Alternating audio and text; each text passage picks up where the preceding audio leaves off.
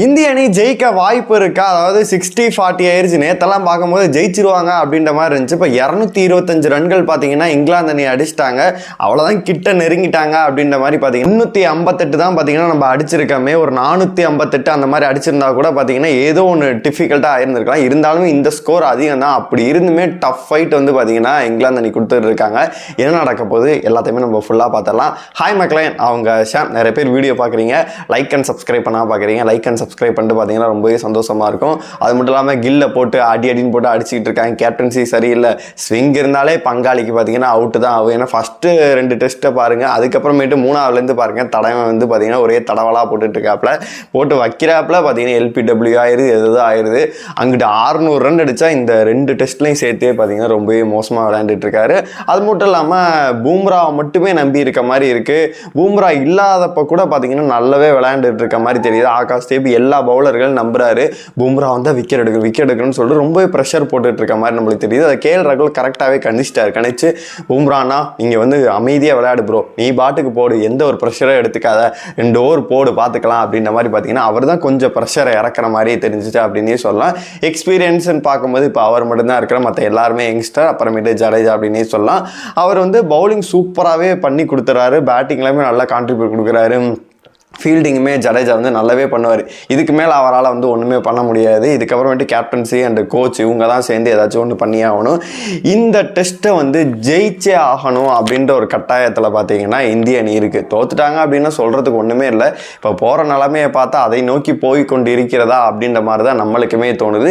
எங்கே இந்திய அணி விட்டாங்க அப்படின்னு கேட்டிங்கன்னா, ஃபஸ்ட் நாள் வந்து நம்ம ரொம்ப தடவல்ஸ்கியாக போட்டு பார்த்தீங்கன்னா 250 ரன்னு கிட்ட வந்து தேத்துறதுக்கு ரொம்பவே கஷ்டப்பட்டோம். ஆனால் அவங்க ஆஃப் டே கூட கிடையாது, பார்த்தீங்கன்னா ஈஸியாகவே சோழியை முடிச்சு விட்டு போயிட்டாங்க. அதுவும் ஓப்பனிங் வந்து ஜாக் காலியாக இருக்கட்டும், நம்ம இவர் வந்து பென் டக்கேட்டாக இருக்கட்டும், சூப்பராகவே விளையாண்டு 2 பேருமே 100 போட்டிருப்பாங்க. அப்படி ஒரு டஃப் ஃபைட் கொடுத்தாங்க அப்படின்னே சொல்ல முடியும். இப்போ போப்பா இருக்கட்டும், ரூட்டும் பார்த்தீங்கன்னா இவங்க 2 பேருமே அவுட் ஆகிறது ரொம்ப சாதாரண காரியம் கிடையாது. இவங்க 2 பேருமே பார்த்தீங்கன்னா இப்போ களத்தில் நின்றுட்டு இருக்காங்க. இதுக்கப்புறம் இவங்களை அவுட் ஆக்கினாலும் பார்த்தீங்கன்னா ஹாரி ப்ரூக் இருக்காரு, பென் ஸ்டோக்கு, ஜேமி ஸ்மித் எல்லாம் படுத்தே விட்டானையா அப்படிங்கிற மாதிரி பார்த்தீங்கன்னா அவுட்டே ஆகவே மாட்டார். அதுக்கப்புறமேட்டு லியாம் தாசன் வரைக்கும் பேட்டிங் லைனப் இருக்குது. கிறிஸ் ஓக்ஸாக இருக்கட்டும், பிரைடன் கார்ஸ், இந்த மாதிரி சொல்லவே பயமாக இருக்கேடா அப்படிங்கிற மாதிரி பார்த்தீங்கன்னா ஆளுக்கு ஒரு, நான் சொல்கிற மாதிரி குறைஞ்சபட்சம் சொல்கிறேன், ஒரு 20 ரன்னு பார்த்தீங்கன்னா பார்ட்னர்ஷிப் போட்டால் கூட பார்த்தீங்கன்னா ஒரு 480-500 ப்ளஸ் ரன்களை அடிச்சுட்டு போயிடுவாங்க. இந்த பிச்சை பொறுத்தளவு ஃபஸ்ட் நாள் ஒரு ரன் இருக்குது அப்படின்னா செகண்ட் நாள் வந்து அப்படியே மாறும், தேர்ட் டே அப்படியே மாறும், 5th டேலாம் பார்த்தீங்கன்னா பேட்டிங் பண்ணுறது ரொம்பவே கஷ்டமாக இருக்கும்.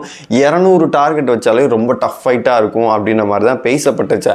ஆனால் இப்போ பார்க்கும்போது பிச்சே மாறின மாதிரி இருக்குது. ஏன்னா மழை பெஞ்சு நம்ம விளையாடும் போது பார்த்தீங்கன்னா மழை பெய்ய மாட்டேங்குது, அப்படியே வெயிலே எல்லாம் மந்தமாக இருக்கு, கண்ணு தெரிய மாட்டேங்குதுன்னு சொல்லிட்டு ஜடேஜா போய் சொல்லிட்டு இருக்காரு. அதனால் அவங்க லைட்டிங்லாம் செக் பண்ணுறாங்க. அவங்க விளாடும் போது பார்த்தீங்கன்னா வெயில் வந்து சுளீர்னு அடிக்குது, 4-4 அடிக்கிறாங்க. உங்களுக்கு நல்லாவே தெரியும், மழை பெஞ்சிச்சு அப்படின்னா ஈரப்பதம் அதெல்லாம் ஆயிடுச்சு அப்படின்னா பால் வந்து சுத்தமாக வந்து பேட்டுக்கு வராது. அப்படி அடித்தாலுமே பார்த்தீங்கன்னா உருண்டுக்கிட்டு போயிட்டு அப்படியே நின்றுரும் ஒரு இடத்துல. ஆனால் அவங்க விளையாடும் போது மட்டும் பார்த்தீங்கன்னா பிச்சை அதுவே ரெடி ஆகிட்டு பார்த்தீங்கன்னா வேற லெவலில் பர்ஃபார்ம் பண்ணுது. அதனால இந்திய அணிக்கு வந்து ஒரு பின்னடைவாக இருக்குது. மழைனால தான் பார்த்தீங்கன்னா அவங்க வந்து நம்ம பேட்டிங் பண்ண வேணாம், பவுலிங் பண்ணலாம் அப்படின்னு சொல்லிட்டு வந்து சூஸ் பண்ணாங்க. நம்ம அதை கூட சொல்லியிருந்தோம், எவன் டாஸ் ஜெயிக்கிறானோ அவன் பேட்டிங் எடுத்துருந்தா அதுதான்டா டஃப் ஃபைட்டாக இருக்கும் அப்படின்ற மாதிரி சொன்னால். ஆனால் அவங்க ஆப்போசிட்டாக எடுத்திருந்தாங்க.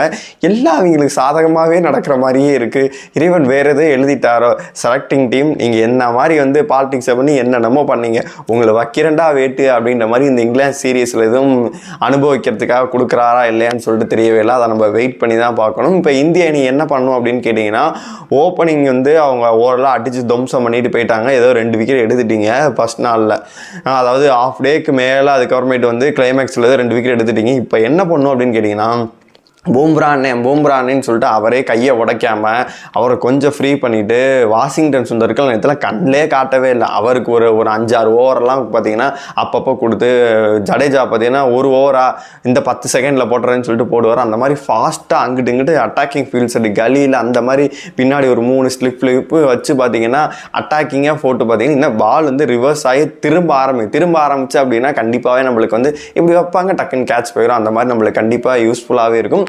அதனால் அப்படியே போட்டுக்கிட்டு பார்த்தீங்கன்னா சிராஜ் எல்லாம் போட்டு ஏதோ பண்ணி கொடுத்து வந்து ரொம்ப ப்ரெஷரே ஆகாதீங்க, நீட்டாக போட்டு அவங்கள ப்ரெஷர் ஆக்குங்க, நம்ம நீட்டாக விளையாடுவோம் அப்படின்ற மாதிரி சொல்லி ஏதோ ஒன்று பண்ணி பார்த்தீங்கன்னா இப்போ இருக்க அந்த களத்தில் இருக்க ஜோ ரூட்டே ஒலிபோப்பையும் விக்கெட் எடுத்துகிட்டு அப்புறமேலும் முக்கியமான விக்கெட் யார் அப்படின்னு கேட்டிங்கன்னா ஹாரி ப்ரூக்கை விட பார்த்தீங்கன்னா நான் ஜேமி ஸ்மித்தை தான் சொல்லுவேன்.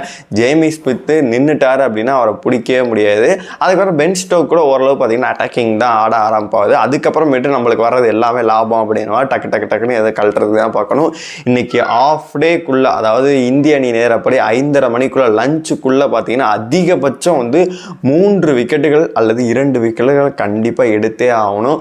அவங்கள வந்து 400க்கு மேலே வந்து போக விடக்கூடாது. அதிகபட்சம் இப்போ 225 இருக்காங்களா, இங்கேருந்து ஒரு 125க்குள்ளே, அட்லீஸ்ட் 125 இல்லை 150க்குள்ளே பார்த்தீங்கன்னா அடிக்க விடணும்.